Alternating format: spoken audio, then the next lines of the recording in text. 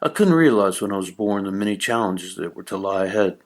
I was just a baby when it first happened, but that was a long time ago. Fast forward to today, my parents called me into their bedroom. I sat there waiting and wondering what they were going to do. They were so serious. Did I do something wrong? It wasn't like them. They were usually pretty laid back. They turned on the TV and set up the video player, and all of a sudden they were smirking. The video started out with scenes of our first house. I've seen many pictures and videos of that house before, and every time it made me feel happy. But today's vibe didn't bring that usual warm and fuzzy feeling. In the first part of the video, they were playing around, then holding me, feeding me, and finally placing me in the crib.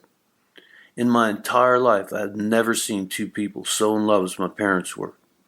When I was a baby, Dad was 1 year out of law school, and Mom was a nurse. They were getting used to that phase of life called parenthood. I was the second part of that phase, my older brother Clint being the first part. The video continued. The music in the background was classic rock. It had a neat sound. I know it's weird to be like your parents or like what they like, but I loved it. Then the video ended as my parents left the room. Then the video continued like a quick cut.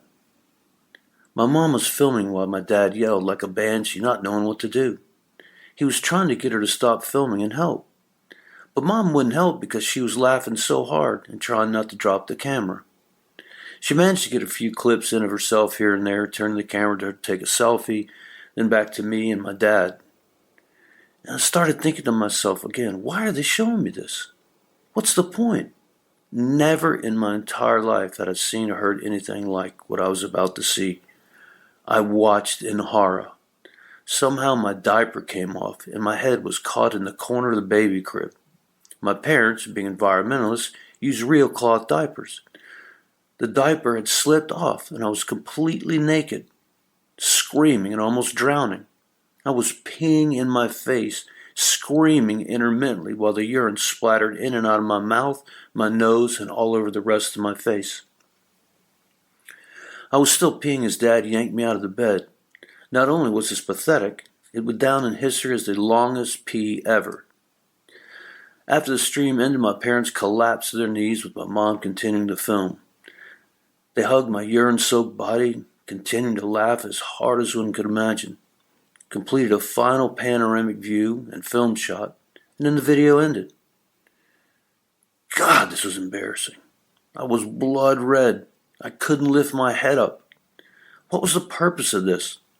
Were my parents blackmailing me? Were they using it as a tool if I ever got out of line?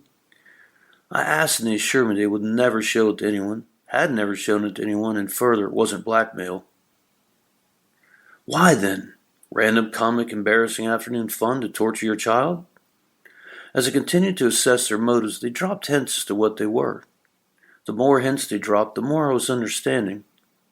They were obsessed with religion and destiny. They insisted everyone's destiny was predetermined. That's insanity, of course. I tried arguing and providing facts and logic to disprove them, but they refused to change their opinion. I used to say, if everyone's life is predetermined, we don't need to do anything except let everything happen. I also reasoned if you were supposed to die or get hurt, why even try to protect yourself or take precautions? Soldiers would never have to take cover. One could play with 50 rattlesnakes. You could attack men 3 times your size. And I came up with 50 other logical ideas to disprove them, though I didn't say them. And then there's the issue of free will. We all have free will, and I think if anyone interfered with it, life's meaning would be meaningless. No matter what logic I provided, they were not going to change their minds, and they were going to prove their point. I quit arguing and listened while they explained their reasoning as it related to the video. According to them, the video was a showcase of what my life is going to be like, and I needed to prepare and learn. They explained that there was a little free will and options to do some things of my own, but the bigger picture was my predetermined destiny.